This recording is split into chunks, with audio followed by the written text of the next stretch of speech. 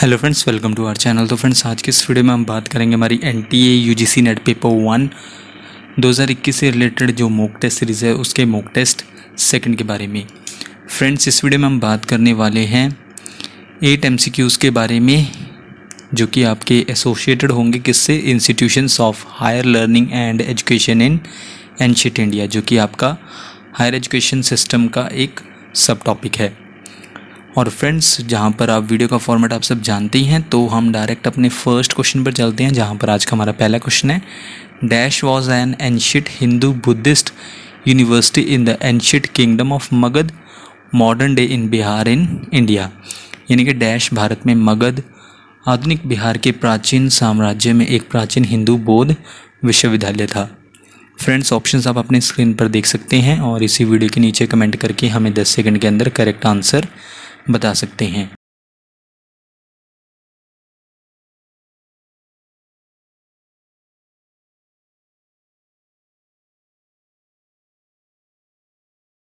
इनमें से वो एंशिएंट यूनिवर्सिटी है ऑप्शन डी, नालंदा। नालंदा एक एंशिएंट हिंदू बुद्धिस्ट यूनिवर्सिटी थी भारत के मगध में, जिससे मॉडर्न डे बिहार यानी कि आधुनिक बिहार कहा जाता है। इसके अलावा जो सब्जेक्ट्स थे जैसे कि वेद, वेदांश, ग्रामर यानी कि व्याकरण, एस्ट्रोनॉमी यानी कि ज्योतिष, लॉजिक यानी कि तर्क एट्सेट्रा, इस तरह के सब्जेक्ट्स पढ़ाए जाते थे नालंदा में। और ये किसके लिए डिवोटेड था नालंदा, यानी कि किसके लिए समर्पित था? बुद्धिस्ट स्टडीज़ के लिए, यानी कि बौद्ध अध्ययन के लिए। इसके अलावा स्टूडेंट्स को ट्रेन किया जाता था फाइन आर्ट्स में, मेडिसिन, मैथमेटिक्स, एस्ट्रोनॉमी यानी कि खगोल विज्ञान, पॉलिटिक्स और आर्ट ऑफ वॉर यानी कि युद्ध की कला में ट्रेन किया जाता था स्टूडेंट्स को। इसके अलावा हम कुछ हिस्टोरिकल फिगर्स के बारे में बात कर लेते हैं जो एसोसिएटेड हैं, जुड़ी हैं किससे? नालंदा से।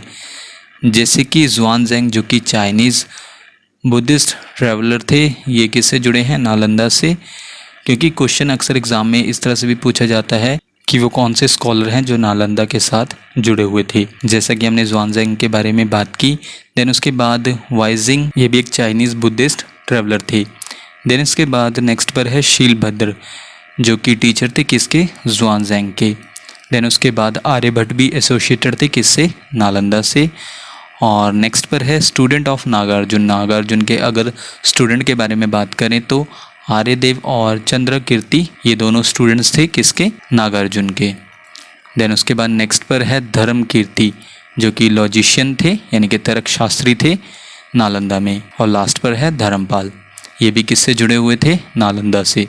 तो ये कुछ हिस्टोरिकल फिगर्स थे जो कि एसोसिएटेड थे नालंदा से। देन उसके बाद नेक्स्ट पॉइंट में इनका भी कंट्रीब्यूशन रहा है नालंदा में, जैसे कि किंग हर्षवर्धन, कुमारगुप्त और धर्मपाल। देन इसके बाद हम अपने नेक्स्ट क्वेश्चन पर चलते हैं। Question number second, who identified the extensive site as Nalanda in 1861-62, यानी कि 1861-62 में नालंदा के रूप में विस्तृत स्थल की पहचान किसने की?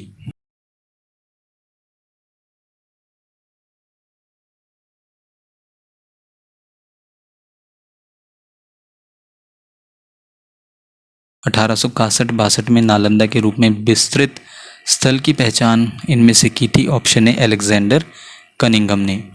सो इस क्वेश्चन का करेक्ट आंसर है ऑप्शन ए। देन इसके बाद क्वेश्चन नंबर थर्ड है, काफ़ी इंपॉर्टेंट क्वेश्चन है आपके पेपर के पॉइंट ऑफ व्यू से। When was the Nalanda site declared a UNESCO world heritage site, यानी कि कब नालंदा साइट को यूनेस्को की विश्व धरोहर स्थल घोषित किया गया था?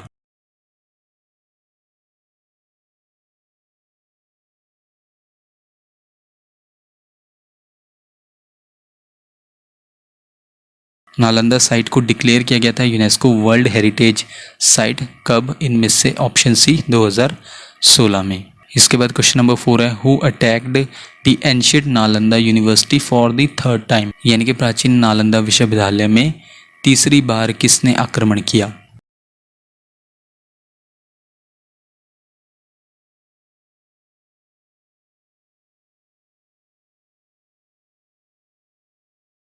इनमें से वो थे ऑप्शन डी, मोहम्मद बिन बख्तियार खलजी, जिन्होंने तीसरी बार आक्रमण किया नालंदा यूनिवर्सिटी पर, जिसके बाद इसे फिर से रीबिल्ड नहीं किया गया। सो ये लास्ट यानी कि फाइनल टाइम, या आप कह सकते हैं थर्ड टाइम अटैक था नालंदा यूनिवर्सिटी पर, जिसके बाद नालंदा यूनिवर्सिटी को दोबारा से बिल्ट नहीं किया गया, यानी कि रीबिल्ट नहीं किया गया। नालंदा यूनिवर्सिटी पर 3 बार इन्वेड किया गया था, आक्रमण किया गया था। तो पहली 2 बार तो इसे फिर से रीबिल्ट कर दिया गया था, लेकिन तीसरी बार इसे रीबिल्ट नहीं किया गया। जो तीसरा अटैक था वो मोस्ट डिस्ट्रक्टिव अटैक था जो एंशिएंट नालंदा यूनिवर्सिटी पर किया गया था। किसने किया था? टर्किश इन्वेडर थे बख्तियार खिलजी।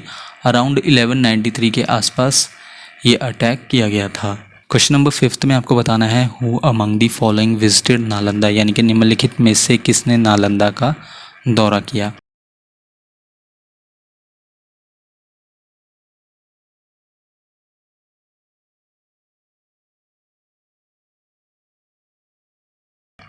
इनमें से वो थे जिसने विजिट किया था नालंदा में।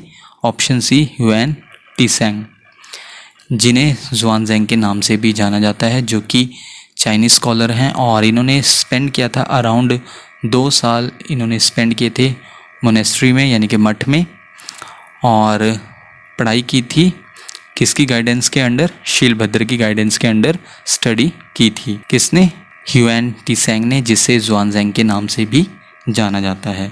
और इन्हीं के सोर्सेज से ही हमें और ज़्यादा नालंदा के बारे में पता चलता है। देन इसके बाद क्वेश्चन नंबर 6 है inspired by the travels of Faxian and Xuanzang who lived in Nalanda for 14 years of which he spent 10 years in the Nalanda monastery, यानी कि फैक्सियन और ज़ुआनज़ेंग की यात्रा से प्रेरित होकर कौन 14 वर्षों तक नालंदा में रहे, जिसमें से 10 वर्ष उन्होंने नालंदा महाविहार में बिताए।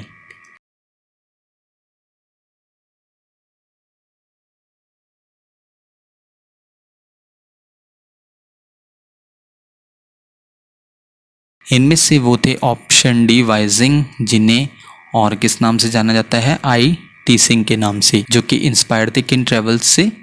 फैक्सियन और ज़ुआनज़ेंग के। और वाइजिंग नालंदा में 14 सालों तक रहे, जिनमें से उन्होंने 10 साल नालंदा मोनेस्ट्री में बिताए। देन इसके बाद क्वेश्चन नंबर 7 है Odantapuri was founded in the 7th century by dash, यानी कि उदंतपुरी की स्थापना 7वीं शताब्दी में डैश द्वारा की गई थी।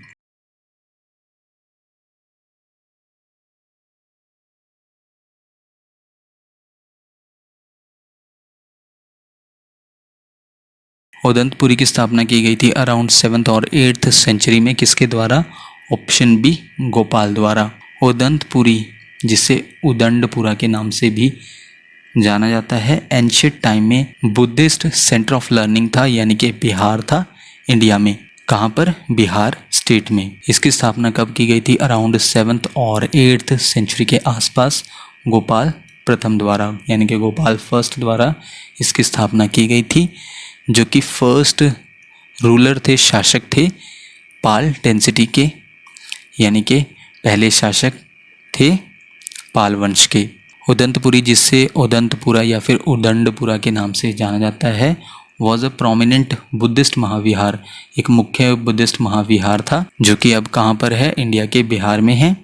और इसे कंसीडर किया जाता है सेकंड ओल्डेस्ट इंडिया का महाविहार इसे कंसीडर किया जाता है। किसके बाद? नालंदा के बाद, जो कहाँ पर सिचुएटेड है? मगध में। विक्रमशिला के आचार्य श्री गंगा स्टूडेंट थे इस महाविहार में, यानी कि उदंतपुरी में। और अगर हम तिब्बतन रिकॉर्ड्स के अकॉर्डिंग बात करें तो 12,000 स्टूडेंट्स थे उदंतपुरी में। और उदंतपुरी कहाँ पर सिचुएटेड था? एक माउंटेन जिसका नाम है हिरण्यप्रभत पर्वत, ये वहाँ पर सिचुएटेड था। किस नदी के किनारे पर? पंचानन नदी के किनारे पर। और आज का हमारा लास्ट क्वेश्चन है question number 8 are chief sources for Nalanda are the writings of dash, यानी कि नालंदा के लिए हमारे मुख्य स्रोत डैश के लेखन हैं।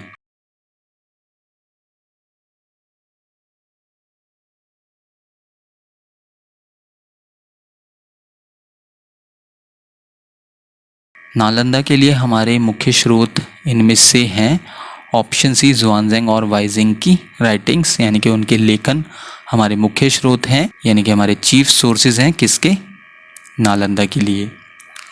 तो फ्रेंड्स ये थी हमारी आज की वीडियो जिसमें हमने कवर किए 8 MCQs जो कि आपके institutions of higher learning and education in ancient India से बनते थे। तो आप हमें इसी वीडियो के नीचे कमेंट करके बता सकते हैं कि आपने 8 MCQs यानी कि टोटल क्वेश्चंस में से कितने क्वेश्चंस को करेक्ट आंसर मार्क किया।